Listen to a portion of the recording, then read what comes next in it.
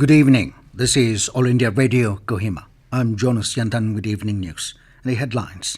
Filing of nominations for by-election to 51 Nagaland Assembly Constituency ends today. Nagaland In-Service Doctors Association warns on intensifying agitation against state government's inaction to enhance superannuation age of medical doctors in the state.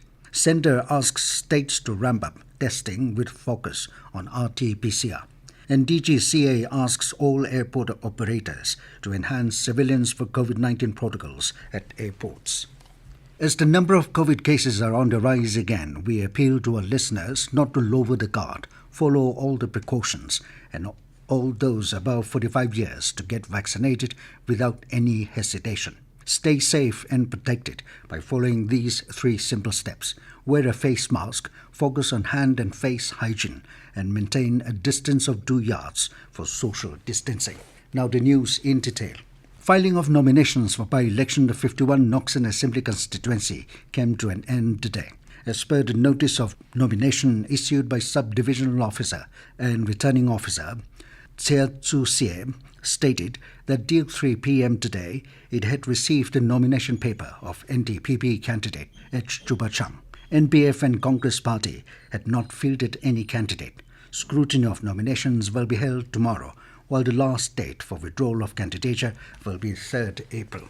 Following the state government's inaction against the demand for enhancement of age superannuation of medical doctors, the Nagaland In-Service Doctors Association (NIDA) today indicated on intensifying its agitation. NIDA has written to the state government for raising the superannuation age for medical doctors from the existing 60 years to 65 years for those in the clinical and 62 years in the administrative sector.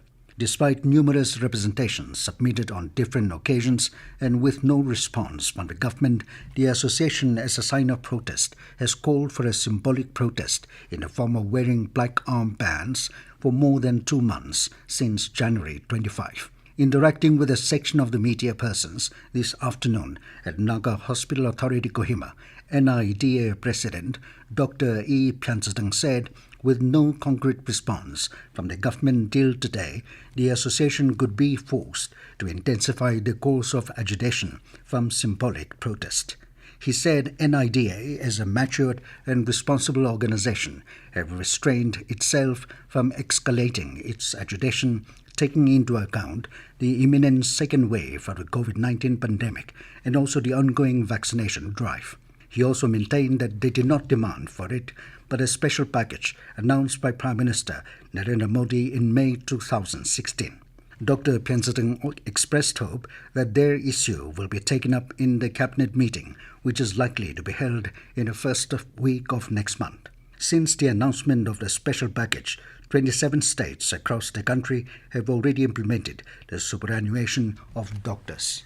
The union government has asked states with a spike in COVID cases to ramp up testing with focus on RT-PCR, prompt isolation and contact tracing. Briefing media in New Delhi this afternoon, Health Secretary Rajesh Bhushan said 10 districts across the country have the most number of active cases. These districts are Pune, Mumbai, Nagpur, Thane, Nasik, Aurangabad, Bengaluru Urban, Nanded, Delhi and Ahmednagar. The weekly national average positivity rate is 5.65%. Maharashtra has a weekly average of 23%, followed by Punjab and Chhattisgarh. Health Secretary said 807 UK variants, 47 South African variants and 1 Brazilian variant have been found in India. He added that Covaxin and Covishield are effective against the UK and Brazilian variant. Work against South African variant is underway. All people above 45 years of age will be eligible for vaccination from 1st of April. Advance appointment can be booked through GoWin website. People can also go to their nearest vaccination center after 3 p.m. for on-site registration with any identity document. Directorate General of Civil Aviation (DGCA) has asked for enhanced surveillance pertaining to COVID-19 protocols at the airports. In an advisory issued today, the DGCA has said that during the surveillance of some airports, the compliance towards COVID-19 protocols was not found satisfactory. It further asked all airport operators to ensure that the instructions on COVID-19 protocol from the standpoint of wearing face mask properly, covering nose and mouth, as well as maintaining social distance norms within the airport premises are followed scrupulously. The flight regulator has also asked the airport operators to explore the possibility of taking punitive action, such as levy of spot fines after consultation with the local police authorities. It said a punitive action may serve as a deterrent for violation of COVID-19 protocols within the airport premises. This news comes to you from All India Radio, Kohima. You can also listen to this news bulletin on our YouTube channel, AIR News Kohima. Union Health Minister Dr. Harsh Vardhan has stressed that the COVID-19 vaccines are safe and effective. After receiving the second dose of COVID-19 vaccine today at Delhi Heart and Lung Institute, Dr. Harsh Vardhan urged the people to come forward for vaccination and make it a mass movement. He appealed to the people not to believe in the rumors regarding the vaccine, allaying the fears of contracting the COVID-19 virus even after being vaccinated. He said there are only few cases wherein people have been found positive after vaccination. He said such cases are very few in number, they are aberration and should not be a cause for concern. He stressed that vaccination provides protection from the virus and extremely lowers the chances of hospitalization.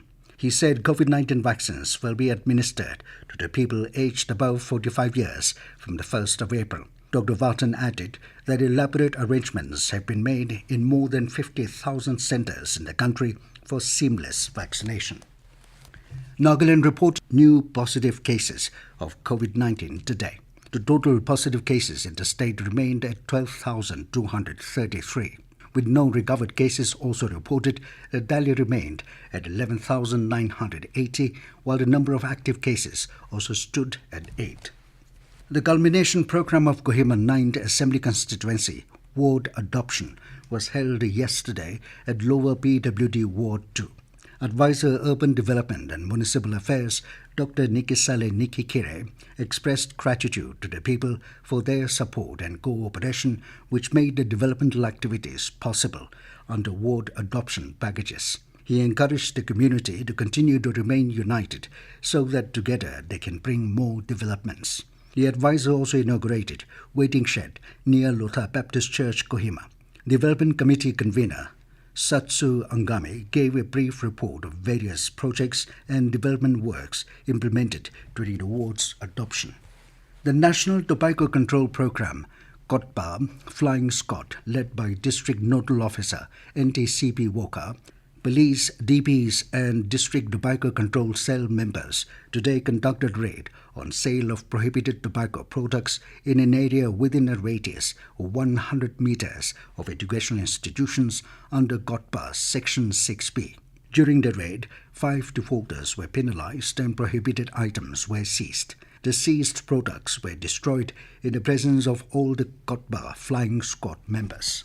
The Excise Narcotic Cell personnel recovered 450 cases of illegal Indian-made foreign liquor from a truck and arrested 2 persons from Purana Bazaar in Dimapur on Sunday. The accused has been identified as Kamrul Islam and Kunal Shah.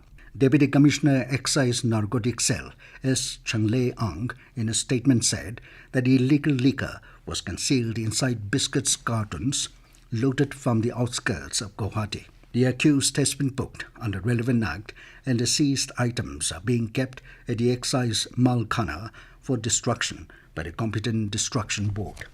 And now 20 news, here are the main points again.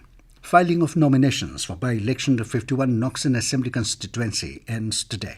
Nagaland In-Service Doctors Association warns on intensifying agitation against state government's inaction to enhance superannuation age of medical doctors in the state. Centre asks states to ramp up testing with focus on RT-PCR.